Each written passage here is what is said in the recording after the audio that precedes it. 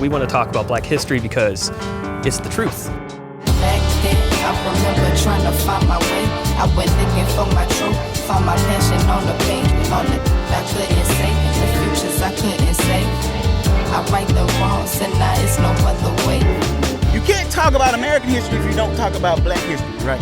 We've been here since the inception of this country. And I think that at the middle of all of that, we need to be truth seekers and truth tellers. We're the founders of Black History Bike Ride. We're going to be riding from the Texas capital to Galveston in the next couple days to learn more about Black history in Texas, but also about who we are and how we fit in as Black cyclists in Texas. And to bigger picture, talk about the story of Juneteenth. This 4-day journey takes us from Austin to Lake Somerville in Lee County, Prairie View A&M, San Felipe, West Columbia, and Brazoria County, before reaching the Gulf Coast and arriving in Galveston, at the site where Juneteenth began. One of my favorite figures on the Texas African American History Memorial is Mustafa Azumuri, also known as Estevanico. He is known as the first great Black man to explore North America. He arrived in Texas in 1528 with a Spanish expedition.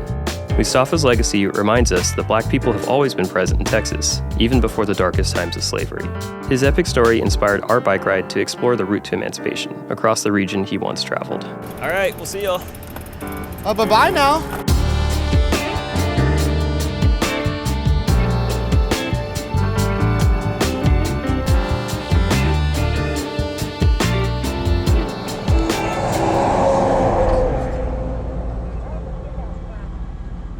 I first invited people to join me on a Black History bike ride around Juneteenth of 2020, amidst the protests in the wake of George Floyd's murder, when there was an incredible outpouring of anger and emotion in the streets. I sought to create an experience that would be uplifting and enlightening. I thought a couple dozen folks would show up to that first ride, and was amazed when over 400 people came out to learn about Black history in Austin. Since that day, we've led over 40 rides, the biggest ones on Juneteenth, which marks the day in 1865 when enslaved people in Texas were finally granted their freedom, 2 years after the Emancipation Proclamation was issued.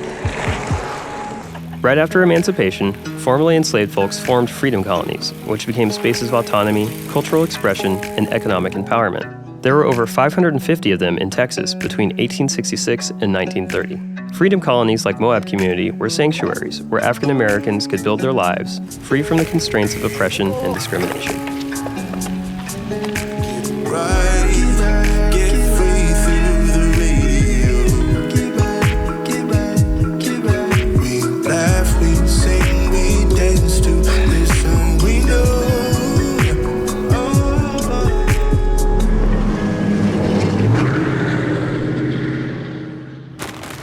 Like 1,000 calories, something, and that's a good meal. You want this open? Yes, please. That's the stuff.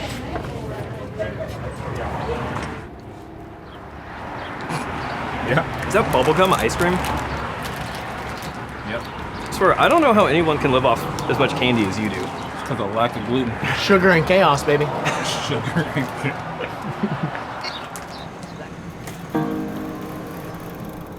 To walk in the footsteps of the people who formed freedom colonies here, we visited Antioch Baptist Church, which was organized in 1877 and served as the social hub of the largest Black community in Lee County. It was humbling to visit a place where so many community members lived and died. How are you all? No rain today, which is nice. Yeah. As of now. As of now, yeah. Well, I've been here all my life as far as attending church here. A lifelong language arts teacher, Miss Gladys started her career when schools were racially segregated and taught through school integration, which began in the 1960s. I mean, you teach the kids as if they were a kid, not a color. Mm-hmm. And that's the way I saw it. Our whole project is that we want to talk about Black history because it's the truth. And I think that's wonderful. You know, our textbooks don't give you an awful lot either. Yeah. If our kids are going to rely on the history, a lot of it has to be handed down.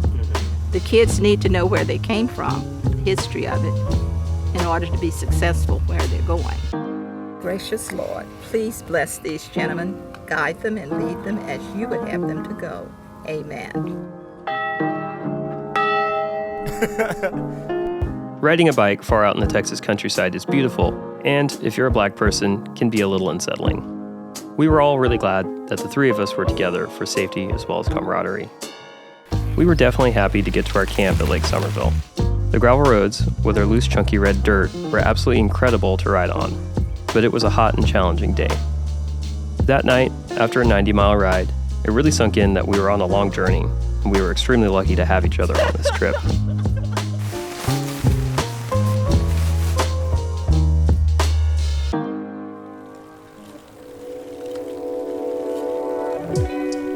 On day 2, we had another 90-mile route ahead of us. We left Lake Somerville and crossed the Brazos River, on our way to Prairie View A&M. Founded in 1876, Prairie View was the first state-supported college in Texas for African Americans.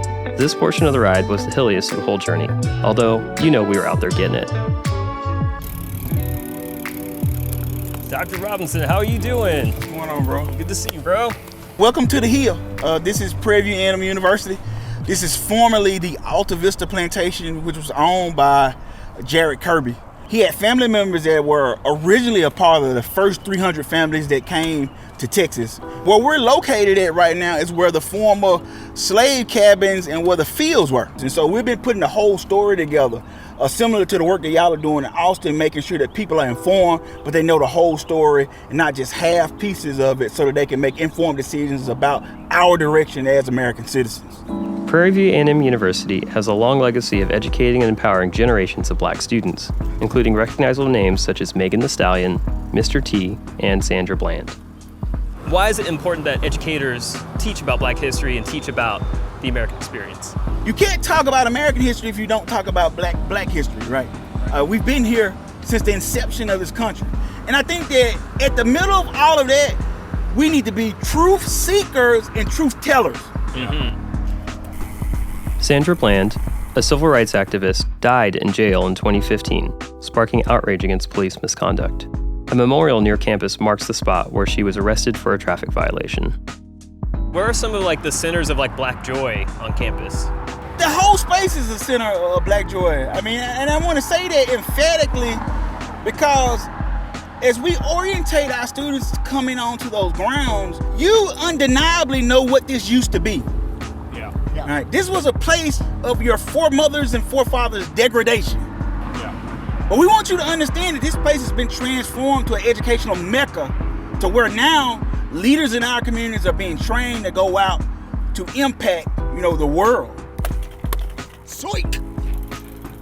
Thank y'all for joining us today, guys, and I root you on as you travel forward and to expose the history to all of us. We appreciate it, man. Thank you so much. After Prairie View, we rode to San Felipe, Texas, the location where Stephen F. Austin brought his first 300 settlers in 1821 under an agreement with the Mexican government. They claimed land used by indigenous groups like the Caddo, Apache, Wichita, and Tonkawa. About a third of those settlers brought enslaved people to Texas, despite the Mexican government's opposition to slavery. About a quarter of the population of Texas before the Civil War were enslaved, but free African Americans and Mexicans were present too. Austin granted land to at least 3 free black men who received full citizenship under Mexican law. Chicken chipotle milk. Okay. I mean, I'm just putting whatever's out here. How'd you feel today? There's definitely moments where it was kind of getting to me out there. I mean, headwind, when you have a whole bunch of stuff on your bike, it's real annoying. Yeah. How do you guys feel after talking with Dr. Marco? I thought it was great. Toward the end, I guess we talked about further connecting, and a lot of the things that he's doing have overlaps with what we're trying to do in Austin, or people that he knows and places that he is. There's a lot of overlap and possibilities for more things in the future. Just furthering relationships. I think that was kind of one of my favorite things. Right. Yeah. I feel like we're social historians in a way where it's we understand and we're interested in these things, and it's really nice talking to someone who's also as passionate but also has a PhD in these guys, in this work, because they really bring it back and have all these extra layers of context and analysis and a lot of depth to add. It's really awesome to get to talk to him. As soon as we left camp on day 3, it began dumping rain. At this point, our bodies were in go mode, where the only thing we really knew how to do was to ride. We rode 65 miles and crossed into Brazoria County, the county where I went to high school. We met with the mayor of West Columbia, the town that served as the first capital of the Republic of Texas, and where Stephen F. Austin ultimately died. Visiting this replica of the first capital inspired many of the same feelings of uneasy curiosity we experienced while in San Felipe. In many ways, this building represents the beginning of the antebellum period in Texas, which was one of the darkest times in the state's history. After Texas became its own country in 1836, slavery was enshrined in the Constitution. In the 30 years between the establishment of the Republic of Texas and the end of the Civil War, the enslaved population in Texas increased from 5,000 to 250,000 people. Most were forced laborers on plantation sites, where they endured harsh conditions while producing cotton and sugar that made huge profits for their enslavers.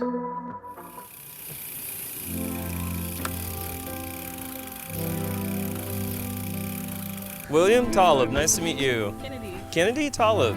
Yeah, nice to meet you all. Arieal. Hey, nice meeting you. Nice to meet you. So can y'all tell us a little bit about the Levi Jordan plantation? Definitely. This area alone had the largest African-born population of enslaved people in America. So you got to remember, people who came into Texas came from the eastern part of the United States into this area.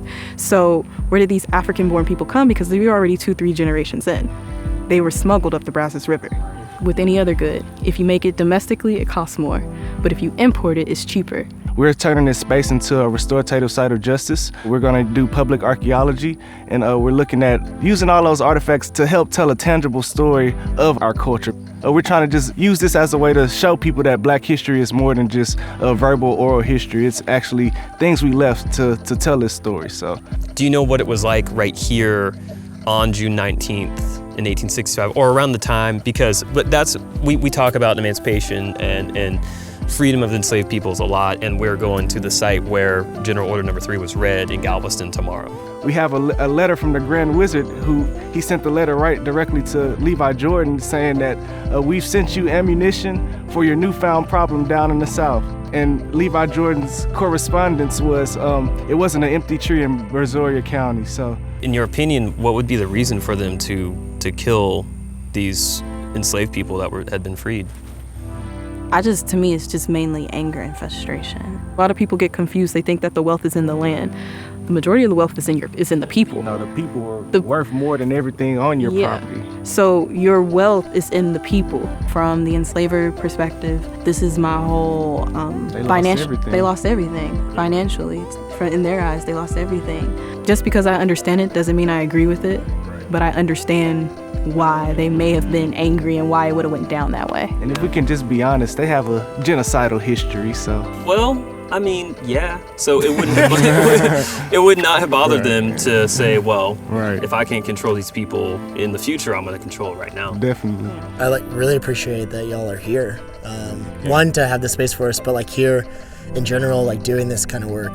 Hey, we just look at it this way. If we weren't here, who would be in our spaces? So we're just grateful to be here, able to tell these stories. So, speaking with Kennedy and Will on the grounds of a historic plantation was a powerful experience. We were moved by the work these two young Black folks are doing to teach the history of the people held on Varner Hogg and Levi Jordan, just two of the more than 60 plantation sites in Brazoria County. Texas, my heart, shining through the dark. Texas is my friend. Texas is my friend.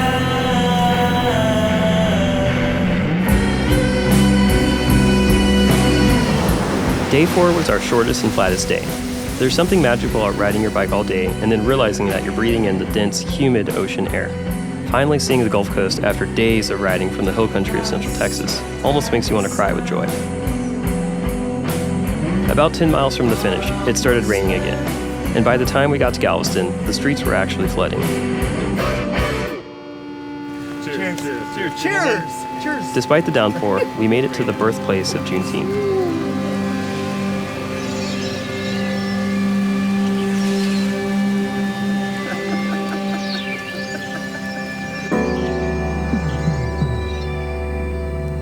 How do you feel when you think of the word Juneteenth? It's a story that African Americans have been trying to share for a long, long time. This is an American story. It needs to be told.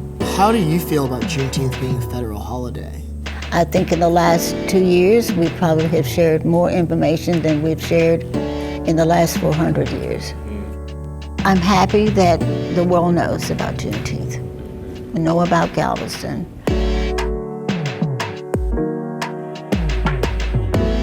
What is the significance of where we are standing? It's where it all began, right? This site is believed to be the most likely site that the General Order Number 3 was actually read. It really serves as a reminder of our resilience, regardless of man's inhumanity toward man. It helps to send the message that we have come a long way, but we still have so much further to go. After riding 350 miles across Texas to learn about Black history, standing in the actual location where Juneteenth began was incredibly impactful. Along the route to emancipation, we pedaled through history, feeling the weight of the past and the resilience of those who came before us. Our journey across Texas was a tapestry of stories, woven with threads of struggle, triumph, and untold narratives.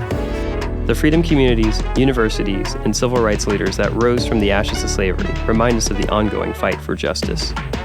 In a way, the heavy rain on this ride reminded us that no matter how hard we work, we have to work harder against the forces we can't control to make the dream of equality a reality.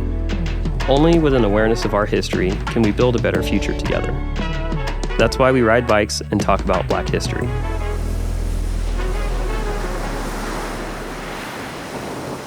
Are we angels broken? I'm already chosen, I can be hopeless. My shoulders can't hold up the weight of my wings. That's how I know why the cage birds sing. The cause of speaking your mind, it still ain't cheap. We outreach to fly and we still ain't free. Exile from the skies that we still can't reach. Daydream cause we still ain't sleeping. We in these classrooms, teachers still on teaching.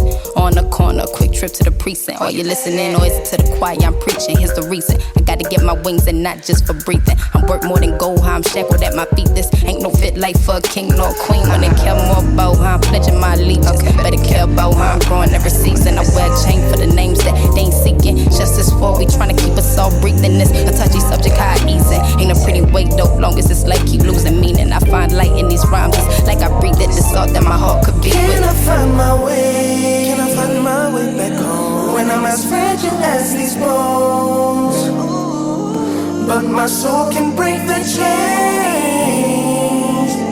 My wings can fly me home.